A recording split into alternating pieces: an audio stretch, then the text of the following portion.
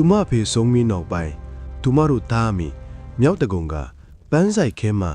သူမရဲ့အမေကထမင်းချက်အနေနဲ့အလုပ်လုပ်ခဲ့တယ်ဒီပန်းဆိုင်ခင်းကြီးရဲ့မိဖို့ချောင်းကိုသူမအမုန်းဆုံးပဲ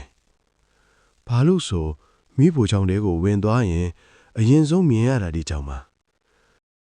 သူ့အမေကိုမေးကြည့်တော့သူမရဲ့အမေကဘာမှမပြောဘဲစားနောက်ပြီးရေးထားကြတာပါလို့ပြောခဲ့တယ်ညဘက်ရောက်တော့ညင်းနဲ့တန်းကောင်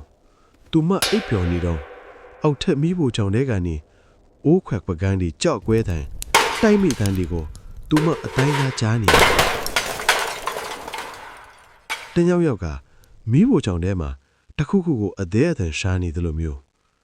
သူမကြောက်ကြောက်နဲ့သွားကြည့်လိုက်တော့မိဖို့ချောင်းတကားကပွင့်နေပြီးအိုးခွက်တွေကချမ်းမင်ပေါ်မှာပြန့်ကျဲနေတယ်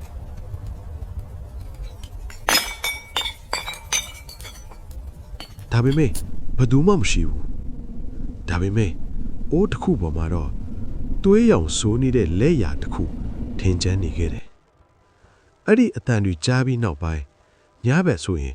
ပဒင်းပေါက်ကနေပန်းကင်းဘက်ကိုလမ်းကြည့်ဟိုတောင်သူမကြောက်လာမိတယ်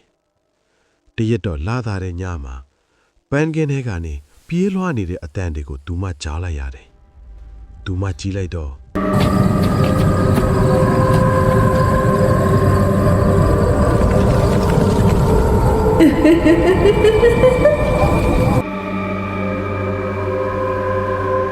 နောက်နေတော့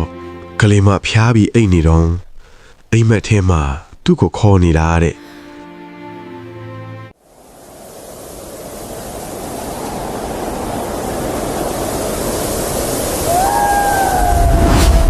သူလည်းတရားထန်ကြတာကြောင့်အိမ်မက်ကလန့်နိုးလာခဲ့တာဘေးမှာသူ့အမေကဖွင့်ပေးထားတာလေနောက်ပိုင်းတော့သူတို့သားမိလဲ